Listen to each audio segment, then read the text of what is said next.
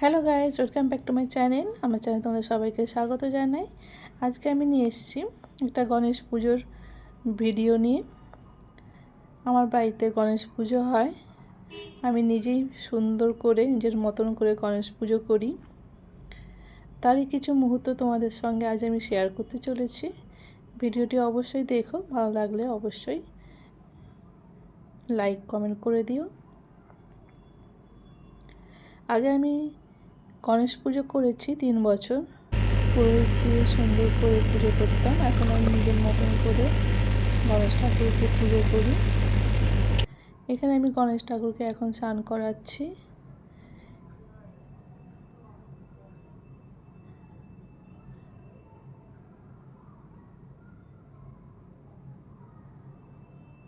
গণেশ ঠাকুরকে শুদ্ধ করে নিতে হবে আগে, পুজো করার আগে।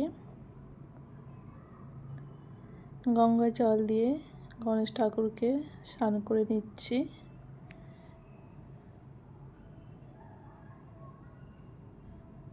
কার কার বাড়িতে গণেশ পুজো হয় অবশ্যই একটা কমেন্ট করে জানিও। স্নান করানো হয়ে গেছে, এবারে আমি গণেশ ঠাকুরকে পরিয়ে দিচ্ছি।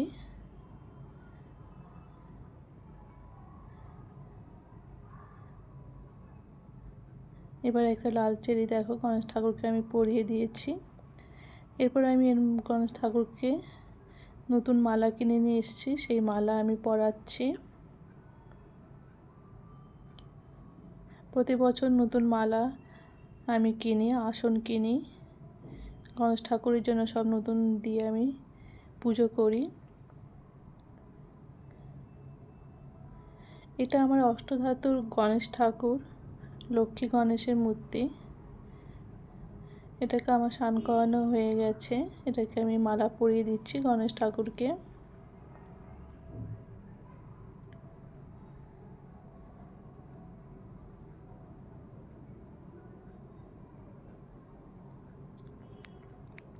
আমি গণেশ পুজো ঘট পেতে করে থাকি। এবার ঘট প্রস্তুতি চলছে। সিঁদুর দিয়ে আমি স্বস্তিক বানিয়ে নিচ্ছি।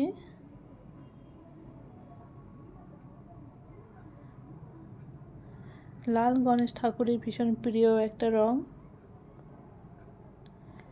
স্নান করানোর পর গণেশ ঠাকুরকে সিঁদুর পরিয়েছি, সেটা ভিডিওটা করা হয়নি।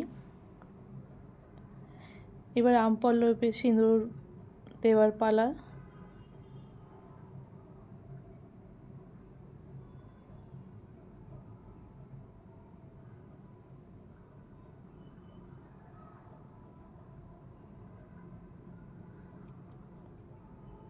এবার আম পাতায়, পান পাতাতে আম পাতা দেওয়া হয়ে গেছে, এবার পান পাতাতে সিঁদুর দিচ্ছি।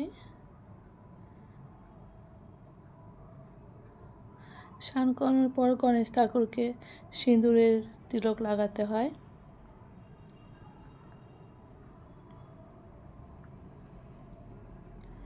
যে কোনো একটা ফল দিতে হয়, কেউ শীষ ডাব দিয়ে থাকে, আমি এখানে একটা কলা দিলাম।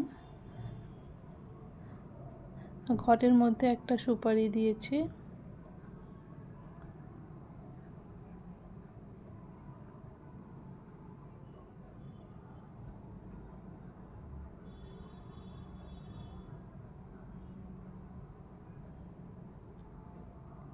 এবার প্রদীপ জ্বালানোর পালা।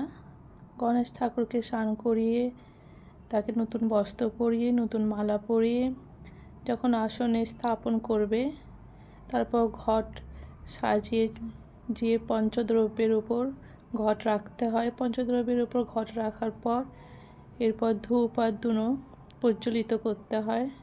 তারপর ভগবানকে প্রসাদ নিবেদন করতে হয়। এখানে আমি খুব সামান্য প্রসাদ নিবেদন করতে পেরেছি। তোমরা কেমন গণেশ পুজো করো, ঠাকুরকে কেমন গণেশ প্রসাদ নিবেদন করো, অবশ্যই একটা কমেন্ট বক্সে কমেন্ট করে জানিও।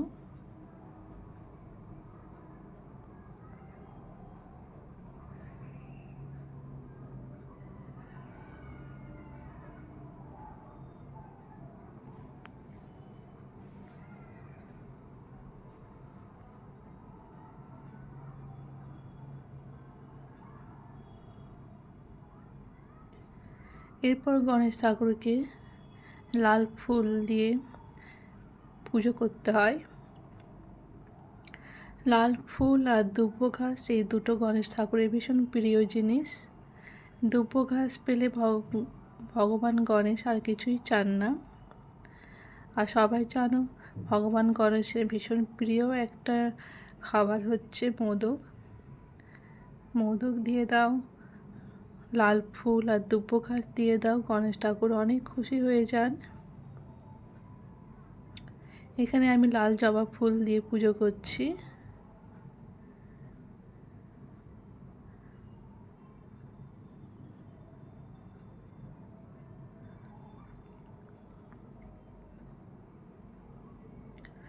আমরা জানি মা দুর্গারও ভীষণ লাল জিনিস পছন্দ, তাই হয়তো গণপতিরও ভীষণ লাল জিনিস প্রিয়।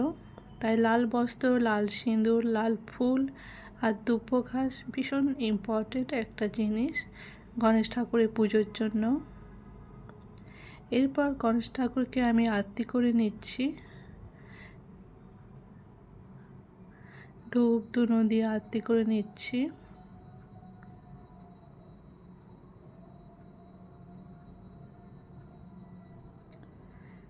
এরপর গণেশ ঠাকুরকে প্রণাম করে নাও। প্রণাম করে নিয়ে তোমার যা মনের বাঞ্ছনা সব ভগবান গণেশকে জানাও।